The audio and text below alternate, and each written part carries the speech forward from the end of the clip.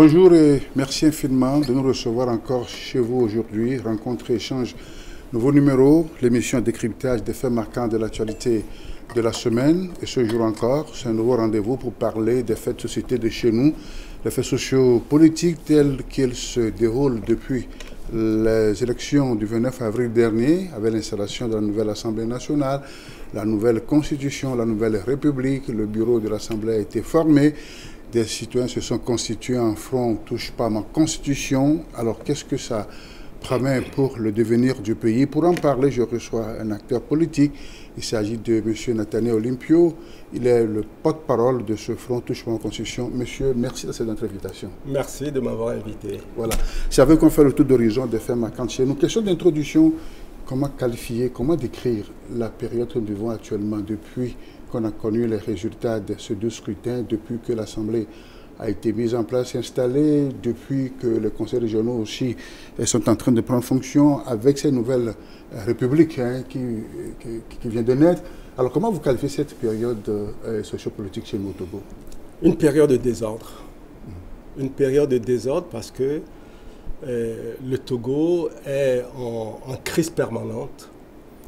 Et on était donc dans cette turbulence quand le régime a jugé bon de venir rajouter un ingrédient qui vient encore troubler une situation déjà précaire.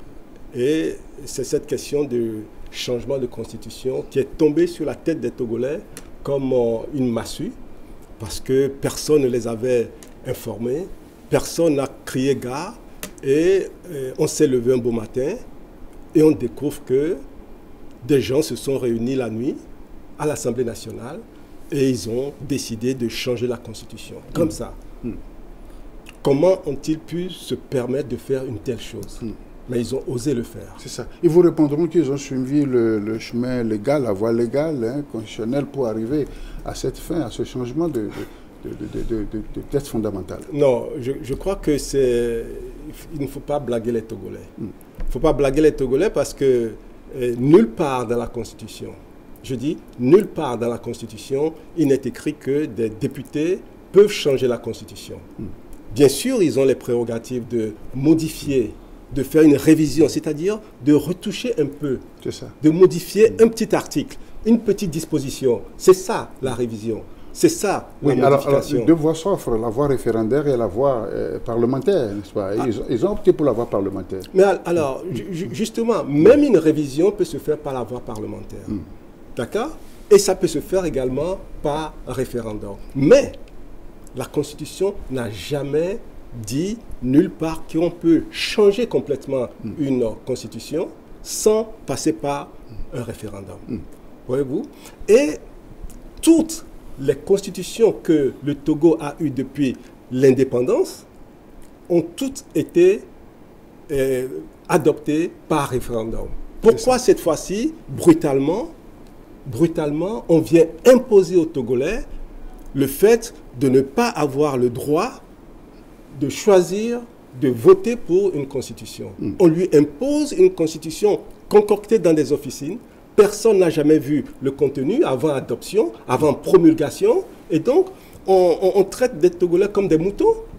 Et ça crée une situation trouble, ça crée une situation de désordre. Et ce désordre-là, c'est le régime qui en est responsable. Et pour vous, ce n'est toujours pas consommer cette histoire, puisque vous êtes constitué en front désormais, front touche pas à ma Constitution. Et vous n'avez pas l'impression que vous partez dans le désert, puisque quoi qu'on dise, le régime marche. Et continue. C'est vrai que ce régime n'a jamais donné de considération au peuple togolais. Ça, c'est un fait. Mais ce n'est pas pour ça que les forfaitures qu'ils commettent, on laisse perdurer. Et il y a des choses que nous avons obtenues avec le temps parce que le peuple togolais s'est toujours opposé à cela. Vous vous rappelez que lorsqu'on a voté la Constitution de 1992, il y avait des dispositions telles que l'élection sera à 2 tours, telles que la limitation de mandat. Et puis un beau jour, ces messieurs et ces dames ont décidé de changer ces dispositions. Mais les Togolais ne l'ont pas accepté. On a continué de se battre, on a continué de contester cette situation. Et bien des années après, on a fini par rétablir ce qui avait été modifié. Donc, aujourd'hui, ils ont promulgué leur constitution. C'est ce qu'ils ont voulu. Ils ont voulu se faire plaisir. Ils sont tout heureux. On les a vus chanter, danser. Mais les Togolais sont dans l'amertume. Les Togolais sont dans la tristesse. Les Togolais ne sont pas contents. Et ça crée une situation de désordre dans le pays. Et ce n'est pas normal qu'un régime qui a tous les attributs du pouvoir et qui l'exerce de manière sans considération pour le peuple, je dirais même dans un mépris total pour les Togolais, on ne peut pas se contenter de cette situation-là. C'est pour ça que le Front continue de se mobiliser, de mobiliser les Togolais pour qu'on continue de dire à ce régime que nous n'accepterons jamais cette constitution qu'ils veulent nous imposer par la force. Alors, Président, que comptez-vous faire maintenant à présent qu'on a comme l'impression que c'est consommé? Comment vous comptez remobiliser encore cette population, comme par le passé, dans les années 90, où le peuple était vent debout pour obtenir ce qu'on a pu obtenir au lancement du processus démocratique? Ben, vous faites bien de dire on a l'impression. Ce n'est qu'une impression. Et eux, ils pensent que ça y est, ils sont arrivés, tout est terminé. Non, tout n'est pas terminé.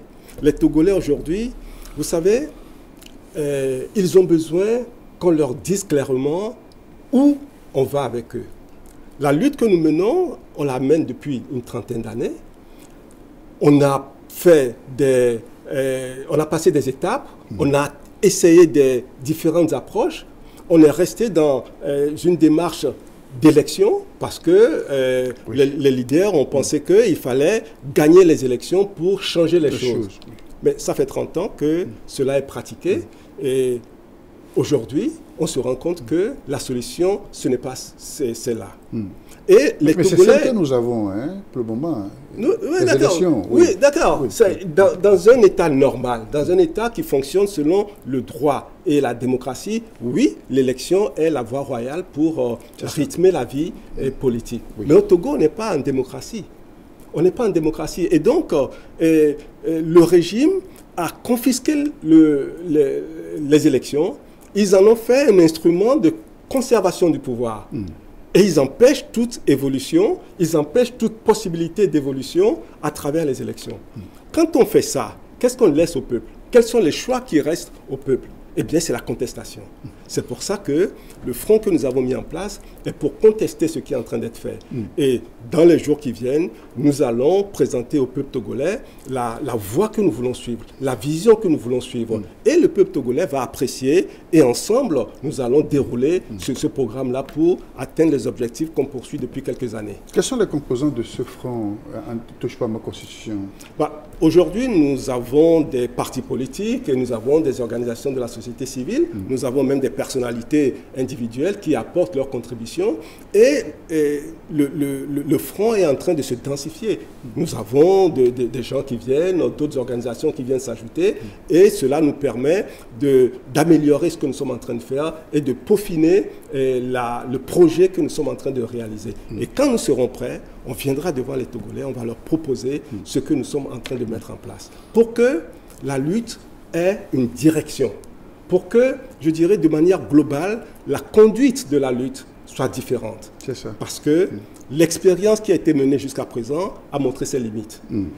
Et ce n'est pas moi qui le dis, Ce n'est pas moi qui le dis. Ce sont les Togolais. Moi, je ne fais qu'interpréter ce que les Togolais disent. Et comment les Togolais ont-ils exprimé ça? Ils l'ont exprimé le 29 avril, le jour des élections. Les Togolais ont décidé de ne pas aller aux élections. Ils ont décidé de ne pas aller aux élections parce qu'ils ne croient plus aux élections. Ils ne croient plus aux élections parce qu'ils ne croient plus aux gens qui l'ont organisé. Ils ne croient plus non plus aux gens qui leur demandent d'aller à ces élections. Ils ont pris leurs responsabilités. Eh bien, quand les Togolais prennent leurs responsabilités, nous, responsables politiques, nous sommes aussi tenus de prendre nos responsabilités. C'est ça. Et c'est ce que nous faisons dans le front. Ok. Alors, vous comptez encore sur cette mobilisation populaire, puisque on a comme impression qu'un sentiment de lassitude s'empare des Togolais, vous l'avez dit, pour leur avoir servi le même discours pendant près de plus de 3 décennies maintenant. C'est vrai que les Togolais ont été à plusieurs occasions déçus. Il faut le reconnaître. Et à cela, il faut aussi accepter que les politiques qui ont été proposées au peuple togolais, je parle de l'opposition, ces politiques-là, eh bien, c'est aujourd'hui un échec. parce que nous n'avons pas atteint les résultats. Et donc, pour moi, tous ceux qui sont responsables de la conduite de cette lutte, ben, ils doivent tirer les conséquences. Ils doivent tirer les conséquences. Et nous tirons notre conséquence. Nous avons fait la lecture du parcours. Nous avons compris quelles sont les failles, quelles sont les erreurs qui ont été commises. Tout cela constitue une expérience pour nous. C'est pour ça que, de notre part, nous disons aujourd'hui qu'il ne faut plus axer la lutte autour d'une personne. Il ne faut plus s'attendre à un leader providentiel, un homme providentiel ou une femme providentielle qui viendra résoudre tous les problèmes. En revanche, nous proposons aux Togolais, nous allons proposer incessamment aux Togolais un projet. C'est-à-dire, voici où nous voulons aller. Voilà les objectifs que nous voulons atteindre avec la vision que nous exposons. Et voici le cheminement qui va nous conduire au résultat. Nous allons donc présenter ça aux Togolais et les Togolais vont apprécier. Si les Togolais adhèrent à cette démarche-là, eh bien, ensemble, ce projet va être porté par des gens de sincérité, des gens qui ont une probité morale. De quelle manière vous allez faire cette proposition aux Togolais? Mais on va l'exprimer publiquement. D'accord. On va mettre à disposition des Togolais. On ne le fera pas comme les gens qui ont caché la Constitution jusqu'à sa promulgation. Nous, on va le faire dans la transparence pour que les Togolais sachent où on veut les amener, pour qu'ils décident de suivre ce projet ou de ne pas suivre ce projet. Et sans marcher sur les autres qui sont déjà sur la place et qui ont déjà fait leur preuve en matière, n'est-ce pas, de lutte, de mobilisation, puisque quoi qu'on dise, tout n'est pas peint en noir. Mais vous savez, la mobilisation est un facteur nécessaire, c'est un instrument important. Mais la mobilisation n'est pas la fin. Ce n'est pas une fin en soi, la mobilisation. On mobilise la population pour atteindre un objectif. Oui. Malheureusement, pendant ces 30 dernières années, le Togo, je pense, dans la sous-région, est l'un des pays qui a fait les plus grandes mobilisations de la population. Les citoyens se sont toujours présentés quand on les sollicite. Ils ont fait beaucoup de sacrifices. Il y a eu beaucoup de martyrs. Il y a eu des gens qui sont touchés dans leur chair toute la vie. Et au final, on n'a pas eu ce qu'on attendait. Les Togolais n'ont pas eu ce qu'ils espéraient. C'est ce que j'appelle l'échec. L'échec d'une méthode. Donc, il faut changer la méthode. Et tous ceux qui ont conduit ces méthodes-là doivent tirer les conséquences. C'est ça. Voilà, la méthode en elle-même ou bien ceux qui les ont conduits, ceux qui ont incarné cette méthode. Mais je pense que quand quelqu'un met en place une démarche, une méthode, et que ça ne donne pas les résultats, eh bien, le responsable de cette méthode-là, eh bien, il assume les conséquences. Il tire les conséquences de la situation qui se présente. C'est ce qui s'est exprimé aussi en partie le 29 avril dernier, pas les urnes? Je pense que ce qui s'est exprimé le 29 avril, c'est le ras-le-bol des Togolais. C'est l'aboutissement de plusieurs échecs qui se sont succédés. Je noterai par exemple en 2017, 2018, quand les grandes mobilisations ont commencé avec le lancement par le PNP, oui. Eh bien, tous les partis se sont jetés dans la lutte. Eh bien, à la fin, qu'est-ce qui s'est passé? Personne n'a compris. Moi, je n'ai jamais compris comment nous n'avons pas pu atteindre les objectifs avec cette force que le peuple a mis à notre disposition. Ça, c'est un échec. Et il faut le dire, il faut le reconnaître. On ne peut pas faire ça et essayer de faire semblant pour tromper encore les Togolais. On ne peut pas avoir mobilisé cette force-là. On ne peut pas avoir mobilisé cette force-là et ne pas atteindre les résultats et revenir dire aux Togolais que non, tout était normal. Non, tout n'était pas normal. Il y a eu des fautes, il y a eu une conduite qui n'a pas permis d'atteindre l'objectif. C'est pour ça qu'aujourd'hui, je dis, il faut changer la méthode. La méthode, c'est de faire les choses dans la transparence, c'est de faire les choses avec conviction et avec probité pour que la sincérité incarne, je dirais, cette confiance que les Togolais attendent de nous. C'est ça. Il faut qu'on inspire cette confiance-là. Alors vous vous inscrivez dans une logique de renouvellement de la classe politique, ou en tout cas de l'opposition bien sûr, qu'il faut, n'est-ce pas, qu'il y ait l'émergence d'une nouvelle classe politique togolaise? Mais il faut surtout changer la méthode. Si les acteurs politiques sont incapables de changer leur manière de faire, eh bien il faut changer les hommes. C'est comme ça.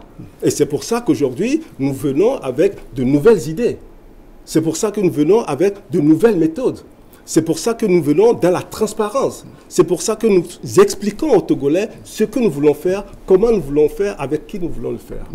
On a souvent parlé des états généraux de l'opposition, qui n'a jamais lieu, hein, parce qu'après chaque consultation électorale, il se fait qu'il y a du recul de cette opposition, mais jusque-là, on ne s'est pas assis pour parler. Vous ne vous êtes pas retrouvés ensemble pour parler, justement, faire l'état des lieux, comme vous le dites sur mon plateau. Vous savez, ce n'est pas facile pour les gens de se remettre en cause.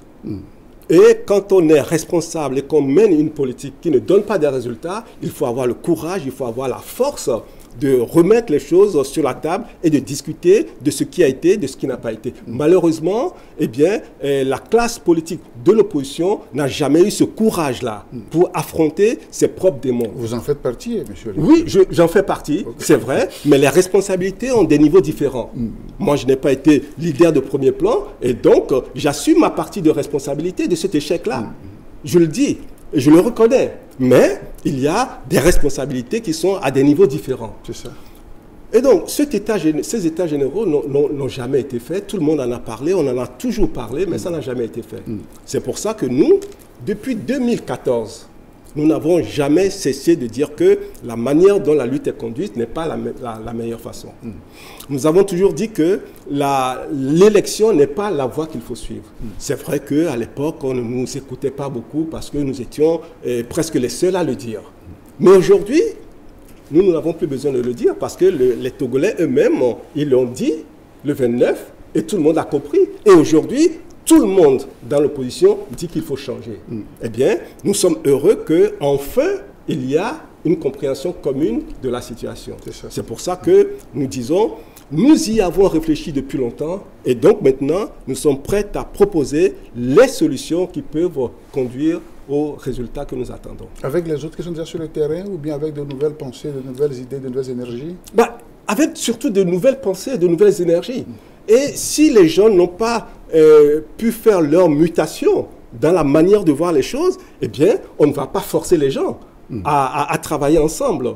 Il faut une nouvelle pensée, il faut un état d'esprit différent de ce qui a été jusqu'à présent. Vous savez, depuis, je dirais, 1994, les premières élections, eh bien, les leaders ont passé leur temps. Oui, c'est les premières élections. Les plus ouvertes, oui. OK. Et depuis 93 précisément, les leaders de l'opposition, eh bien, chacun courait après l'élection et courait après les résultats. C'est ça. Eh bien, on a passé le temps à se mettre les bâtons dans les roues. Il faut que cet état d'esprit-là sorte de l'opposition pour que on se batte ensemble pour asseoir un état de droit, pour asseoir la démocratie.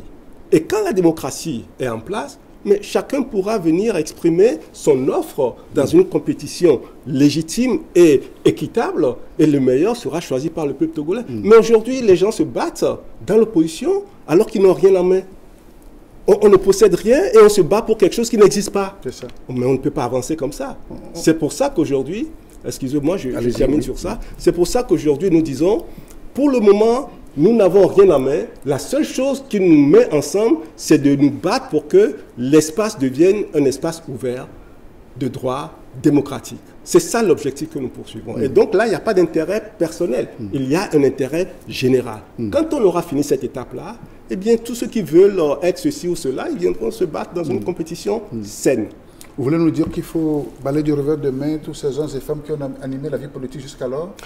Balayer d'un revers de main, non, il ne faut pas balayer d'un revers de main parce qu'il faut rendre hommage à tous ceux qui se sont battus dans l'opposition. Ce n'est pas facile d'être un opposant à ce régime-là. Il faut leur rendre hommage. Mais en même temps, il faut reconnaître que nous avons atteint la fin d'un cycle et si les gens ne peuvent pas se métamorphoser pour changer la façon de faire, eh bien qu'ils se mettent à côté et que ceux qui peuvent le faire continuent le chemin.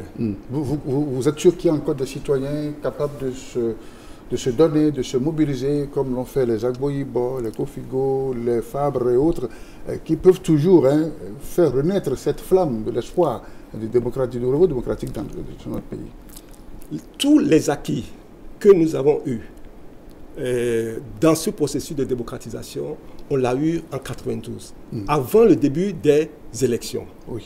Et quand les élections ont commencé, eh bien, tous ces leaders que vous avez cités, ils sont rentrés dans une compétition farouche alors que l'état préliminaire de l'état de droit n'était pas encore passé.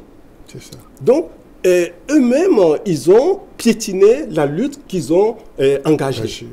Et cette façon de faire a duré jusqu'à maintenant.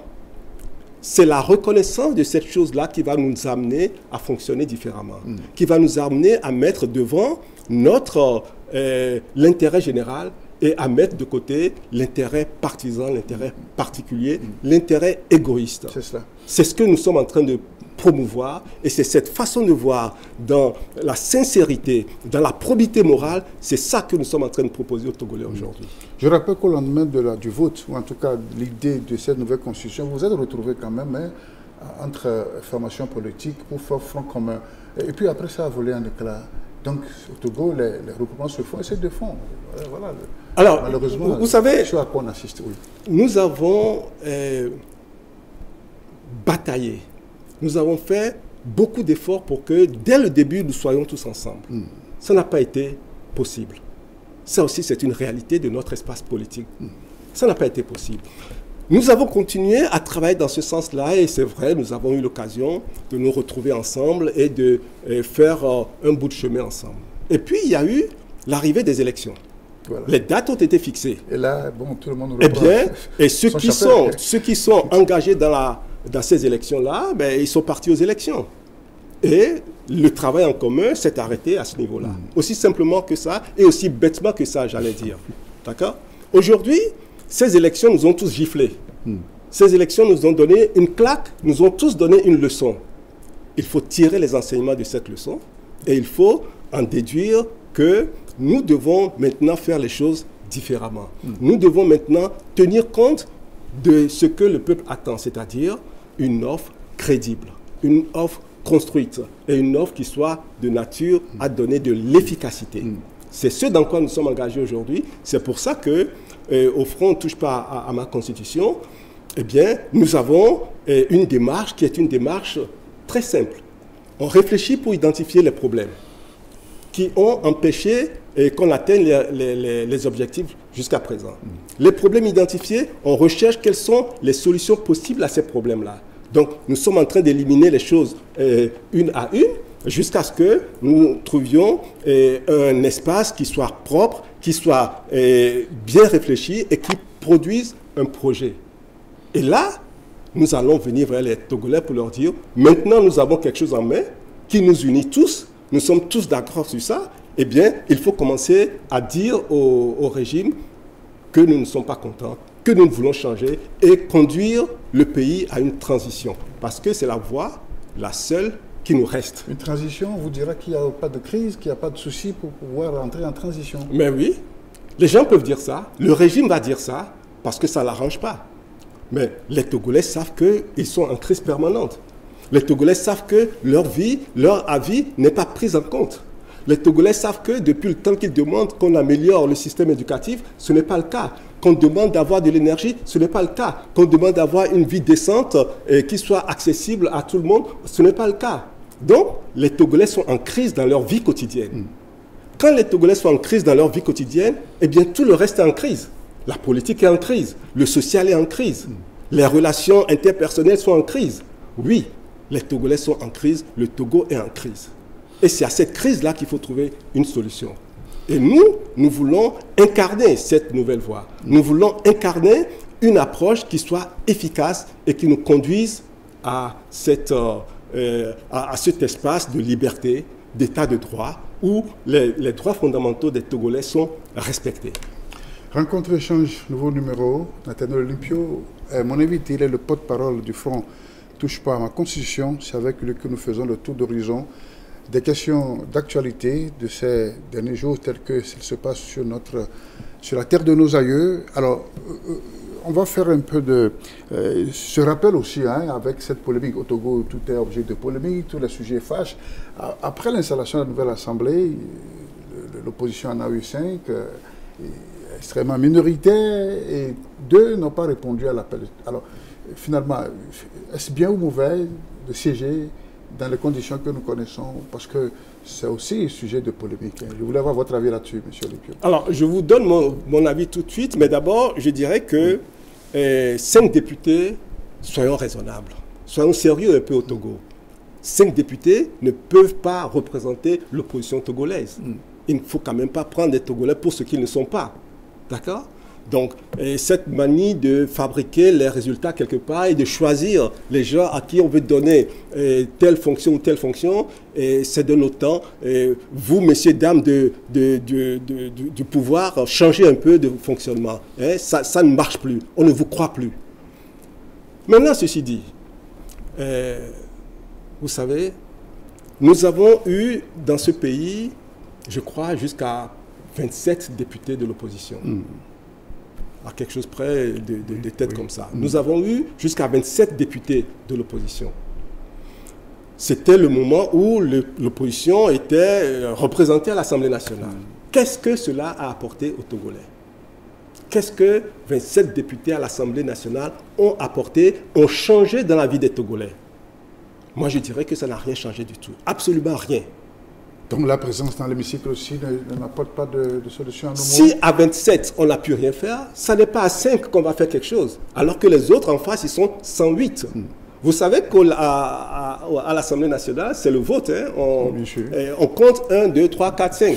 Même un enfant de CP2, il vous fait le calcul. Il vous dira qu'un côté, ils sont 108 et de l'autre côté, ils sont 5. Alors, qu'il soit 5, qu'il soit 3, qu'il soit 2, mais ça ne change rien. Donc le débat, il n'existe pas. Et je demande aux Togolais de sortir de ce débat. C'est ça. Le sujet, il est ailleurs. Le sujet, c'est comment nous allons faire pour que ce régime ne continue pas de maltraiter les Togolais de cette façon. C'est ça, le vrai sujet. Donc, bon, qu'il soit présent ou pas, ça ne change rien. Pour moi, ça ne change absolument rien. Absolument rien. Et je pense que parfois, les choix que nous faisons nous conduisent à des impasses. Et c'est ce que nous avons observé le 29 avril, parce que personne dans l'opposition ne pensait que le régime serait capable d'aller si loin. Mais je me suis toujours demandé, mais comment peut-on penser que ce régime n'irait pas aussi loin alors qu'ils ont déjà fait pire? Comment pouvait-on penser que, parce qu'il y a eu le changement de constitution, les Togolais vont se lever tout d'un coup, ils vont voter massivement, et même s'ils votaient massivement, le régime va dire qu'ils ont... Même si c'était des votes sanctions, vous pensez que le régime aurait dit que oui, les Togolais ont fait une vote sanction, ils vont donner la victoire à l'opposition? Mais non. Donc il fallait encore boycotter, comme en 2018? Moi, vous savez, ce débat de boycotter, de ne pas boycotter, c'est sorti de notre vocabulaire depuis très longtemps. Très bien. Parce que nous avons compris depuis 2014 qu'il ne faut plus aller perdre l'énergie, surtout que quand l'opposition se retrouve dans les élections, ils se tapent dessus. Voilà. Parce que c'est la règle d'une compétition. On se tape dessus et après on est incapable de travailler ensemble. Mais je n'ai jamais compris quel était l'intérêt. Je n'ai jamais compris comment on pouvait entrer en conflit ouvert avec des violences verbales au point qu'après on est incapable de se retrouver ensemble pour travailler. Et pourtant, on poursuit le même objectif. C'est ça l'échec dont je parle. Et les Togolais l'ont compris. C'est pour ça qu'il faut changer. C'est pour ça que nous proposons autre chose. Travailler dans la probité morale, travailler pour l'intérêt général et travailler pour les Togolais. Sauf que dans la constitution togolaise, l'opposition n'existe qu'au sein du Parlement. L'opposition extra-parlementaire n'a pas d'existence réelle. Hein. Ce qui existe, c'est avant tout le peuple togolais. Les institutions sont l'émanation de la volonté du peuple souverain. Et aucune institution, aucun individu, fût-il le président de la République, n'est au-dessus du peuple. Mais ça, au Togo, les gens ont tendance à l'oublier. Et on piétine le peuple. On marche sur la tête du peuple. Et on pense qu'on peut faire ce qu'on veut. On chante, on danse. Moi, je dis aux Togolais que si nous nous engageons dans cette lutte de manière sérieuse et que nous travaillons comme il faut, sérieusement, eh bien, un jour, nous allons chanter, nous allons danser, nous serons heureux parce que, eh bien, nous aurons gagné. Nous allons nous retrouver comme le 27 avril 1960 où les gens, après des années de lutte, ils sont heureux parce qu'ils sont libres, parce que c'est le bonheur. Nous aussi, on arrivera à ça un jour si nous continuons de travailler sérieusement. C'est ça. Donc la question de l'alternance se pose toujours et l'autre question que l'on se demande, qui peut incarner cette alternance? L'alternative, quoi. C'est ça. Jusque-là, quand vous circulez, quand vous fouillez un peu dans votre sein, Est-ce que nous avons des leaders à même d'incarner cette alternance? Mais c'est une très bonne question. C'est la construction de cette alternance, c'est dans ça que nous nous sommes engagés. Mais aujourd'hui, il ne s'agit pas de mettre en avant un individu. C'est ce que je disais il y a quelque temps à vos confrères. Il ne s'agit pas de faire la promotion d'un individu. Le temps de la promotion des individus va arriver. Mais pour le moment, il faut faire la promotion de l'objectif que nous poursuivons, du projet que nous voulons offrir aux Togolais. Oui. Le Togo dans lequel nous voulons vivre, c'est ça le projet. C'est ça l'essentiel. Le projet doit avoir une tête, n'est-ce pas? Oui, c'est d'abord autour du projet qu'il faut se regrouper pour le défendre.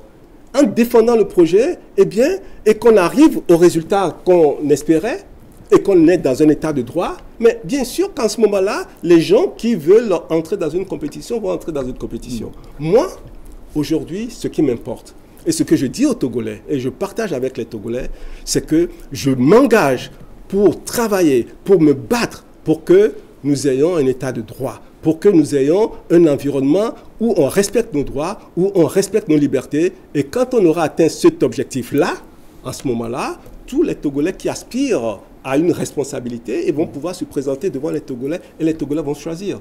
Moi, je veux incarner une voie d'efficacité et de réussite.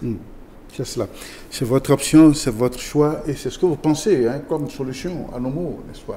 C'est ma conviction profonde et je suis heureux que cette conviction-là que j'ai depuis tant d'années se retrouve en harmonie avec ce que pensent les Togolais qui ont rejeté les élections le 29 avril dernier. Et donc, je pense que nous sommes aujourd'hui en phase avec le peuple togolais. Et quand on est en phase, on ne peut que proposer une approche qui va donner satisfaction aux Togolais. C'est pour ça que nous demandons encore un peu de patience pour qu'on finalise les réflexions que nous sommes en train de faire pour construire le projet que nous allons mettre à la disposition des Togolais pour qu'ensemble, on porte ce projet et qu'on atteigne les résultats, on atteigne les objectifs. Nous en avons la capacité intellectuelle, nous avons la capacité de mobilisation et le peuple togolais, il demeure le souverain. À condition qu'il y ait un travail de fond qui soit fait, parce qu'en réalité, les Togolais sont formatés de telle sorte qu'ils sont habitués à des leaders naturels, charismatiques, que nous connaissons tous, et au point que quand ça vient d'une autre voie, ça a du mal à passer. Oui, vous savez, les hommes ont leur manière de communiquer avec un peuple. Et les Togolais eux-mêmes vont finir par choisir celui qu'ils veulent porter. Ce n'est pas à un individu de s'imposer au peuple. Chacun pose ses actes, chacun propose sa démarche, chacun propose son offre. Et les Togolais vont choisir l'offre la plus crédible, qui porte plus d'espérance et qui a les chances de réussite. Je crois que, vous savez, on a jusqu'à présent imposé un leader, c'est-à-dire un homme ou une femme aux Togolais. Je pense que les Togolais ne veulent plus de ça. C'est pour ça qu'ils ne sont pas sortis le 29. Parce que les Togolais ont compris que les voies qu'on leur a indiquées jusqu'à présent, par justement les hommes providentiels, eh bien, ces voies-là se sont révélées être des voies sans issue. Donc, ils ont perdu confiance à ces leaders. C'est pour ça qu'ils n'ont pas répondu à l'appel. Et pourtant, les appels ont été lancés. Voilà. De forts appels ont été lancés, mais les Togolais n'ont pas répondu. Ils ont décidé par eux-mêmes librement. Donc, laissons le soin aux Togolais, à l'intelligence des Togolais, de suivre tel projet ou de suivre tel autre projet. Ça. Quel travail pédagogique votre front est en train de mener pour aller vers ces disparités d'opinion, pour les converger dans un creuset commun? Ben, les étapes viennent les unes après les autres. Aujourd'hui, nous sommes en train d'expliquer aux Togolais que nous sommes en cours de réflexion, nous sommes en cours de construction de ce projet. Et que très bientôt, quand nous serons prêts, on viendra vers les Togolais pour leur exposer ce que nous avons pu avoir à l'issue de nos réflexions. En ce moment-là, eh bien, le travail sera d'aller dispatcher, de diffuser partout ce projet pour que les Togolais s'en imprègnent. C'est ça. Et parallèlement, il y a aussi les universitaires, les pros d'université qui ont un projet aussi en ce sens, ce qu'ils appellent un projet citoyen, aller vers les citoyens de bonne foi pour les faire prendre conscience de la réalité que nous vivons. Est-ce que vous avez un lien avec eux? C'est bien que les idées émanent de partout. Les universitaires, leur rôle, c'est de réfléchir, c'est de produire de la matière. Eh bien, je pense que c'est une bonne chose qu'il y ait cette émulsion, cette multiplicité de réflexions. C'est de tout cela que va sortir la bonne voie pour tout le monde. Bien, merci Nathaniel Olympio. Je rappelle que vous êtes le porte-parole du Front Touche pas à ma Constitution. C'est avec vous que nous faisons le tour d'horizon des questions d'actualité de chez nous. On va un peu changer de débat, pas forcément changer radicalement, mais dans le même sens, en parlant peut-être de ce qui ne regarde pas. On suit de près, vous suivez près l'actualité politique en France avec la montée de l'extrême droite au lendemain des élections européennes qui ont donné vainqueur ces extrémistes et qui a provoqué la dissolution de l'Assemblée nationale française. Première question, est-ce que c'est une bonne chose que ce que le président Emmanuel Macron a fait en prononçant la dissolution de l'Assemblée nationale? N'a-t-il pas pris de gros risques? Oui, il a pris de gros risques. Il en avait le droit et il a pris de gros risques. Je pense que le président Macron a toujours pris beaucoup de risques. Et la seule différence, c'est que cette fois-ci, l'extrême droite est aux portes de l'Élysée. L'extrême droite est aux portes de l'Élysée et donc cette dissolution, les sondages le confirment, en ce moment précis, apparaît comme le coup de pouce qui va mettre dans 3 ans l'extrême droite à l'Élysée. Alors, ce sera le choix des Français de toute façon. Ce sera le choix des Français. Et nous, aujourd'hui en Afrique, on observe ça avec beaucoup plus de distance que précédemment. À l'époque, il y a encore quelques années, les élections en France, les états-majors en Afrique les suivent comme si c'était des élections dans notre pays, dans nos pays. Aujourd'hui, les temps ont changé. Les temps ont changé et ce qui se passe dans l'Hexagone n'a plus le même impact sur les populations africaines. Mais l'extrême droite, on connaît ses thèses. On connaît son aversion pour ce qui est étranger. Et nous avons des relations avec la France, nos États ont des relations avec l'État français qui sont des relations très particulières, qui sont aujourd'hui d'ailleurs dans une phase de turbulence. Alors, est-ce que l'arrivée de l'extrême droite au pouvoir va fondamentalement changer la nature du lien entre l'État français et les États africains francophones? Personnellement, j'en doute. J'en doute parce que je n'ai vu dans aucun de leurs programmes des choses du genre. Dès que nous arrivons, eh bien, nous mettons fin aux bases françaises, aux bases militaires françaises qui sont sur le continent. Dès que nous arrivons, nous mettons fin aux francs CFA, qui sont des sujets de crispation aujourd'hui au sein de la jeunesse africaine, ou que nous allons changer la nature un peu paternaliste qui est entretenue. Je n'ai vu dans leur programme aucun élément qui indique c'est pas l'intérêt, c'est pas dans leur intérêt. Alors, ils sont plus nationalistes, ils aiment la France, ses valeurs, ils veulent les Français. C'est pour ça que les Africains ne doivent pas s'emballer en disant, un peu comme ça a été le cas en 1981, quand les socialistes sont arrivés au pouvoir pour la première fois, où les gens pensaient que ça y est, l'Afrique va se libérer, etc. Non. Que ce soit les gouvernements de gauche, de droite ou maintenant d'extrême droite qui vont arriver, sans doute s'il n'y a pas d'événements imprévus, eh bien, la nature des relations que l'Élysée cherchera à entretenir sera toujours la même. En revanche, il appartient toujours aux Africains, à la jeunesse africaine, de continuer de se battre pour que les choses évoluent, pour que les dirigeants africains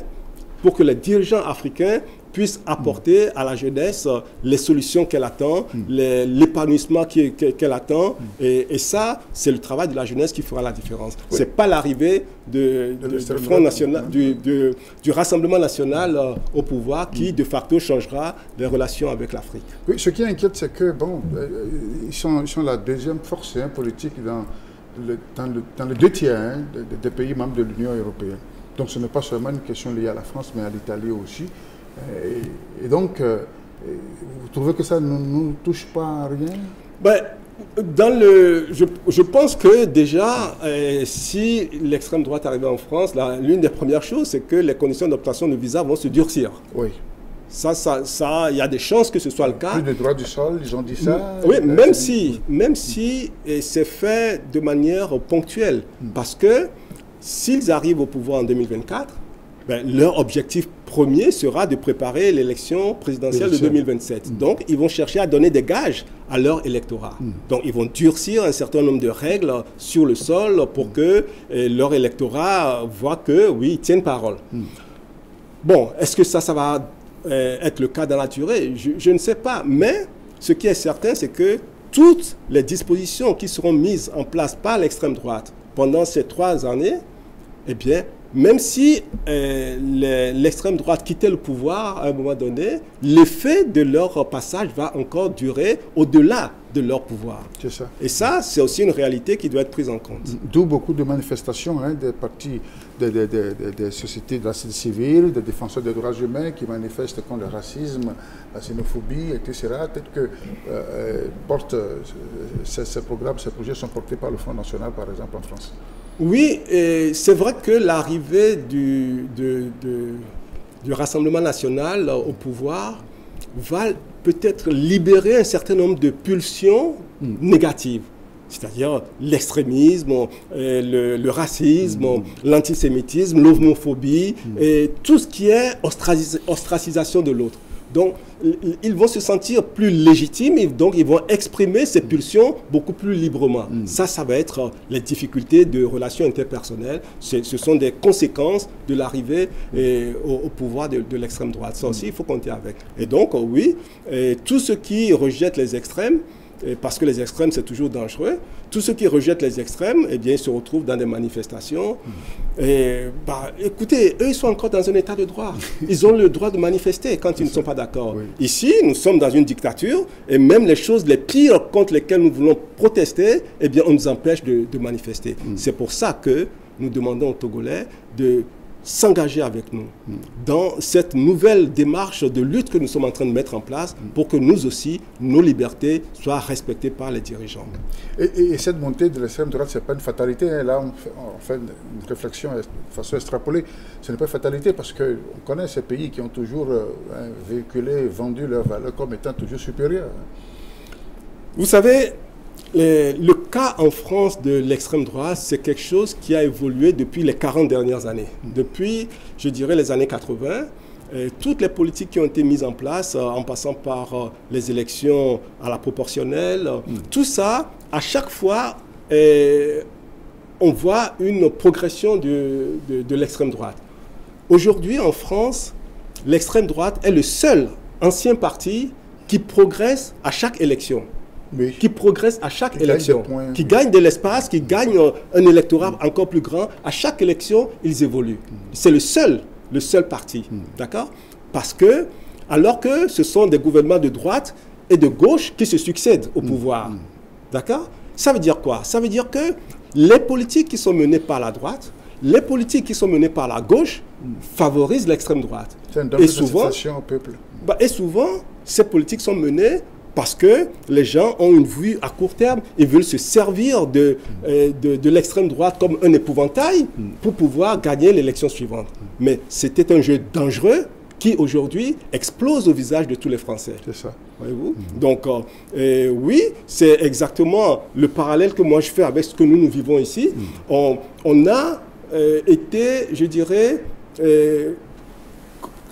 on a été dans une certaine faveur avec ce régime-là. Je parle des gens qui soutiennent le régime à l'intérieur, je parle de la communauté internationale, je parle de la CEDEAO. Ils ont été dans une bienveillance avec le régime. À tel point que le régime s'est permis de faire les choses les plus inattendues.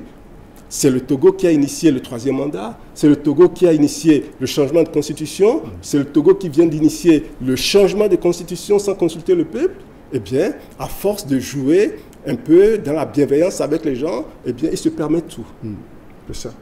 Et cette montée, pour une telle fois encore, cette montée de l'extrême droite coïncide avec ce sentiment de plus de souveraineté que réclament les peuples africains, dans ce sentiment anti-français qu'on observe ça ici et là.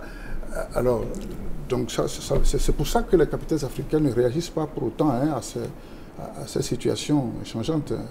Je crois que le besoin de souveraineté des États africains, cela n'a rien à voir avec le type de souveraineté dont parle l'extrême droite en France. Parce que nous sommes encore dans un schéma où nous avons beaucoup de pesanteur de l'extérieur, où nous avons beaucoup d'influence sur nous, du fait de la faiblesse de nos États. D'accord? Et je ne suis pas certain que l'extrême droite en France décidera, en claquant le doigt, de changer l'influence de la France sur les États africains. Je ne le pense pas. La politique étrangère est toujours la même, hein, la plupart de ces Je pays. ne le pense pas. D'accord? Donc, il appartient aux Africains d'être vigilants, de continuer à se densifier, à se rendre plus solide, à avoir un État beaucoup plus solide. Et c'est la solidité de l'État qui permet de faire face aux influences extérieures. Tous les pays du monde sont soumis à l'influence extérieure. Tous les pays du monde. C'est ça. Et donc, la capacité à résister à l'influence dépend de notre solidité interne. C'est pour ça que la première chose à faire, bien sûr, on dénonce, mais la première chose à faire, c'est de travailler pour qu'on se consolide, pour qu'on soit solide dans la recherche scientifique, dans l'économie, dans la santé, dans l'éducation, dans le secteur militaire. Eh bien, en renforçant nos capacités dans tous ces domaines-là, nous serons beaucoup plus à même d'avoir un discours, je dirais, plus équilibré.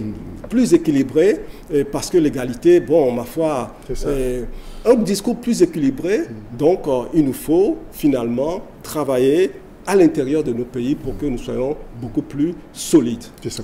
Alors on revient donc chez nous encore pour le dernier volet de cet entretien. Et finalement, dans votre tête, si on vous demandait le schéma de sortir de situation, puisque vous dites que les Togolais sont permanemment en crise, quel est votre schéma de sortie de situation? Le schéma de sortie de crise, pour moi, il est le suivant. On commence par identifier pourquoi nous n'avons pas, jusqu'à présent, atteint les objectifs, malgré les sacrifices. C'est ça. Pourquoi? Ce travail-là, nous l'avons déjà fait, nous avons déjà identifié les points de faiblesse. Oui. Ensuite, nous recherchons pour chaque point de faiblesse, quelle est la solution la plus adaptée. On fait ce travail-là, et une fois qu'on fait ce travail, eh bien, on sera en mesure de bâtir le projet qui va être celui qui répond à la question « Dans quel Togo voulons-nous vivre ?» À partir de ce moment-là, ce projet qui répond à la question « Dans quel Togo nous voulons vivre ?» eh bien, on le soumet aux Togolais. On le montre aux Togolais. Chacun voit ce que nous sommes en train de proposer. Ensuite, nous avons une démarche... Autre chose que tout ce qui a été dit jusqu'à présent? Quelque chose de neuf? Oui, quelque chose de neuf. Mais tout ne sera pas neuf parce qu'on ne réinvente pas la roue. Tout à fait. Tout ne sera pas neuf, mais il y aura des innovations, il y aura une manière de faire, il y aura la prise en compte de notre expérience depuis 60 ans pour que ce que nous allons mettre en place aujourd'hui puisse encore tenir un siècle. Voyez-vous? Et donc, c'est ça que nous allons proposer aux Togolais avec le cheminement qui permettra de rendre ce projet effectif. C'est à ça que nous sommes en train de travailler et nous demandons aux Togolais de nous faire encore confiance, de nous donner encore un peu de temps et très bientôt, on reviendra vers tout le monde pour présenter le fruit de notre travail. Une question peut-être personnelle. Vous n'avez jamais été sur le terrain de bataille électorale, hein? Non. Pourquoi? Mais parce que l'espace dans lequel ces élections sont organisées ne correspond en rien à un cadre démocratique. Les élections au Togo ne reflètent pas du tout la vérité des urnes. Ça ne sert à rien d'aller perdre de l'énergie, d'aller perdre de l'argent et d'aller perdre du temps à participer à une élection. C'est aussi simple que ça. D'accord? Moi, aujourd'hui, quand je regarde les partis politiques qui ont participé aux élections et les résultats qu'on leur attribue, j'estime que ça ne correspond pas à la réalité de leur situation. Donc pourquoi aller se faire humilier dans ces conditions-là? Parce que j'estime qu'ils ont humilié ceux qui ont participé à ces élections, ils ont humilié les Togolais.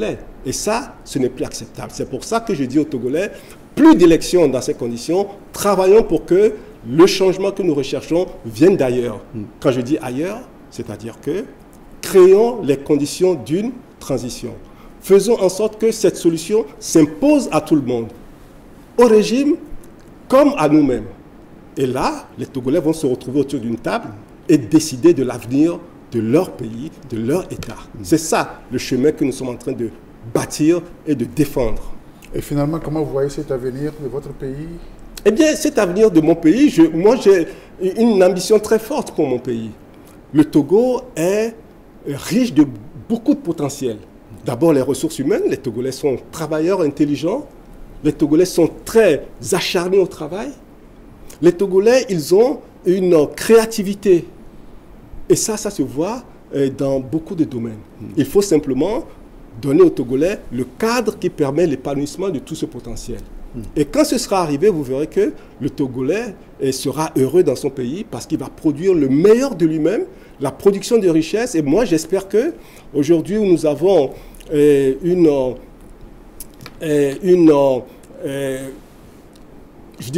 valeur qui est très en deçà de ce que nous attendons,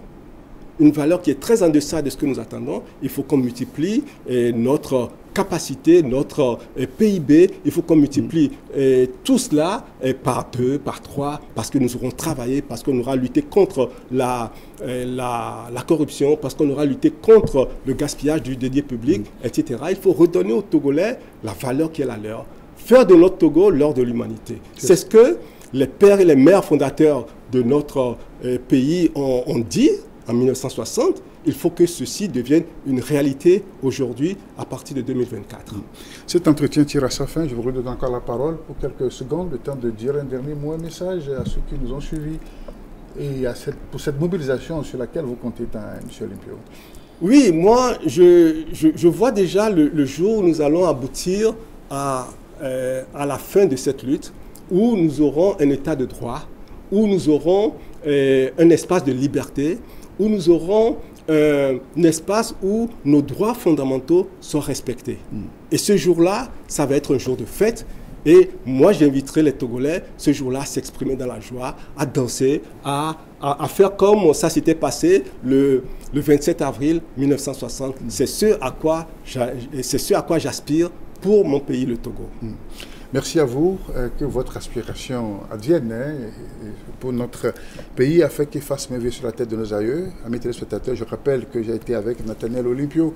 Il est le porte-parole du Front Touche pas à ma Constitution. C'est avec lui que nous avons réfléchi ensemble sur les faits marquants de l'actualité. Ce fut un plaisir de vous avoir. Merci pour votre disponibilité. Merci de m'avoir invité. C'est cela. Je vous retrouve samedi prochain pour d'autres réflexions. Au revoir et à très bientôt. Merci.